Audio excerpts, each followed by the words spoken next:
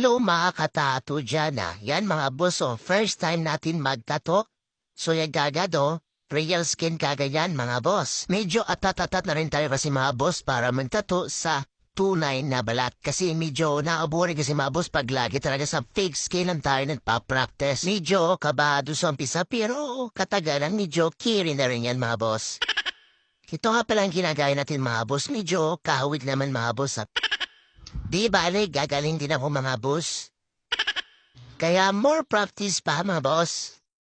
Ito ka palang ganap mga boss, baka kasi ayaw maniwala kung tumitira yan mga boss. So first timer tayo mga boss pero medyo okay na rin diba mga boss? Ang gamit ko dito mga boss na pang tattoo is coil type para masanay muna yung kamay para sa pulso diba mga boss? So habang nagpa-practice, kami na rin po yung mga boss yung inodre kong pin type na pang tattoo. So much better siguro mga boss kasi hindi na kailangan saksak. Medyo nakaka-distract kasi yung mga saksakan. Alam ko marami pa akong kakainin bigas bago pumunta sa professional na manugtato. Pero trying hard pa rin tayo mga boss. Ang gamit ko dito mga boss na ink sa Arctic ink. Yung triple black legit yung mabot.